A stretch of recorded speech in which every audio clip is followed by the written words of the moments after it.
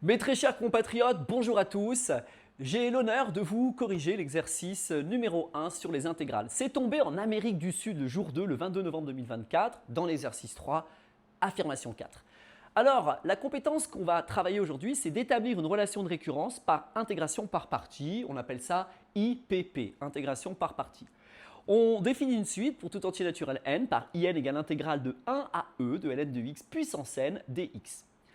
Et on vous dit que in plus 1, c'est e moins n plus 1 fois in. Incroyable. Eh bien, let's go. On y va. On part de in plus 1. Alors, je tiens à préciser que c'est un de mes abonnés qui m'a demandé de changer de fond et d'écrire en rouge. Alors, je dédicace à Ramzi qui m'a écrit un gentil message. Eh bien, je lui dédicace cette vidéo. On y va les amis. On va commencer par calculer i indice n plus 1. I indice n plus 1, par définition, c'est l'intégrale de 1 à e de ln de x à la puissance n plus 1. Donc mettez bien ln de x entre parenthèses, puissance n plus 1. Et on vous demande de prouver que in plus 1 s'écrit e moins n plus 1 fois in.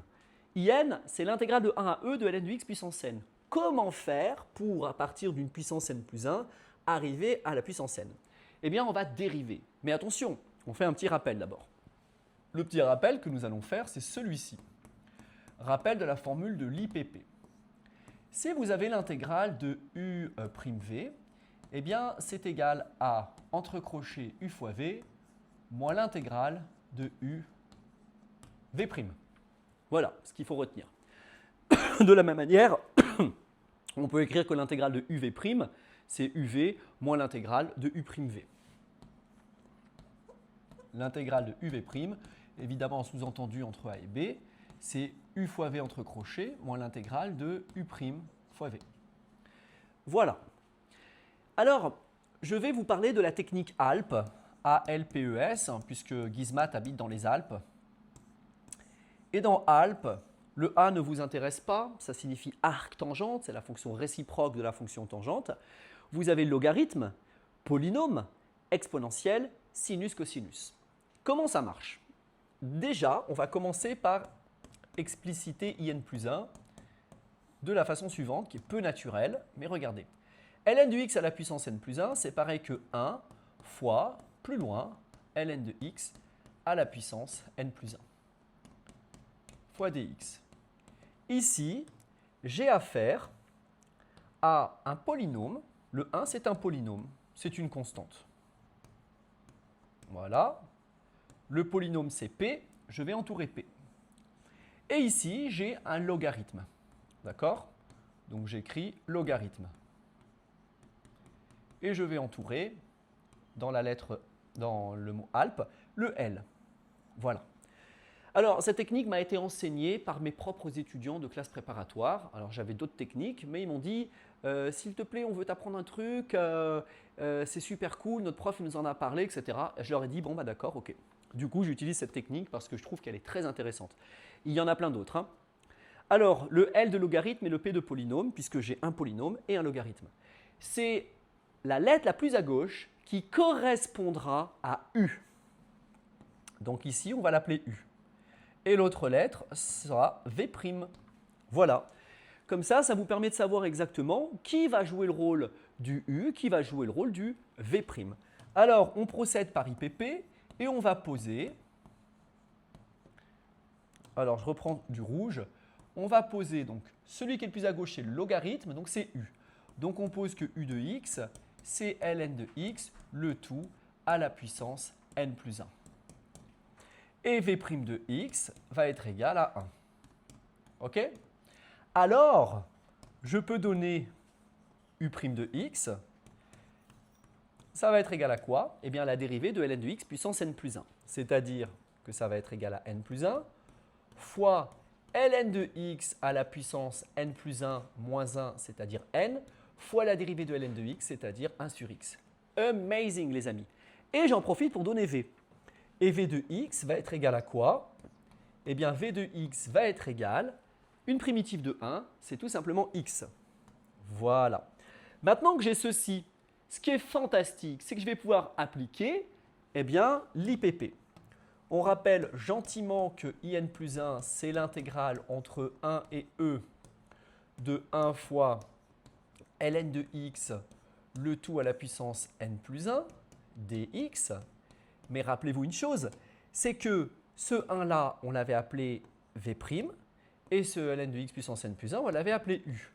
Du coup, on utilise l'IPP, on sait que c'est u fois v, donc ln de x puissance n plus 1 fois x,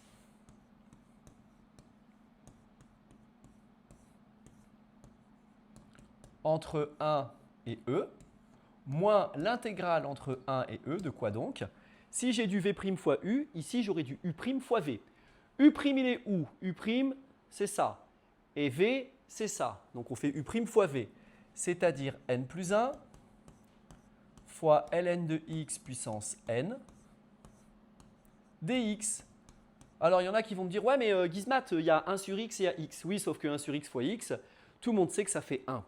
Donc je me retrouve avec, je réécris, x fois ln de x à la puissance n plus 1, évalué entre 1 et e, moins, le n plus 1 ne dépend pas de x, je peux le sortir de l'intégrale, ça fait n plus 1 facteur 2, l'intégrale de 1 à e, de ln de x, le tout à la puissance n, fois dx. Ici, je reconnais quelque chose de fantastique, c'est in. Et là, au niveau du membre de gauche, enfin ce terme-là, je vais évaluer tout ceci en e. Ça fait e fois ln de e qui vaut 1, le tout à la puissance n plus 1, moins 1 fois, entre parenthèses, ln de 1, le tout à la puissance n plus 1, moins n plus 1 fois in. Alors, pour des soucis de clarté, je vais effacer tout ça, là. On va mieux réécrire. Voilà. Moins n plus 1 fois in. Alors, les amis, ln de e, ça fait 1. Donc, j'ai e fois 1 puissance n plus 1, ça fait e. Moins 0, parce que ln de 1, ça vaut 0. Moins n plus 1 fois in. Et donc, on obtient bien e moins n plus 1 fois in. Et c'est fantastique parce qu'il me semble que c'est exactement ce qui avait été proposé dans l'exercice. On vous disait in plus 1 égale e moins n plus 1 fois in. Eh bien, c'est avec un immense plaisir que je vous informe que c'est vrai. Voilà. Et on coche la case vraie. Alors, vous êtes en terminale, les professeurs ne vont pas vous embêter à vous donner la technique ALP, mais personnellement, je préfère que vous la sachiez, surtout pour ceux qui vont continuer les maths dans le supérieur. Ce que vous apprenez en terminale, vous n'aurez pas besoin de l'apprendre plus tard. Voilà. J'espère que les explications sont assez claires pour vous, bien détaillées, bien explicitées, et que l'écriture vous convient. Voilà, ce fut un immense plaisir de prendre le temps de vous expliquer cette question. Et puis j'espère que le petit e-book que vous avez à votre disposition est personnalisé. N'hésitez pas à mettre des petites annotations sur les notes personnelles pour mettre les informations qui, selon vous, sont capitales, importantes. Tous les petits trucs qui permettent justement de personnaliser votre travail. Merci à vous, à très bientôt. Ah, bravo, bravo à toi. Tu es une star, on continue l'entraînement.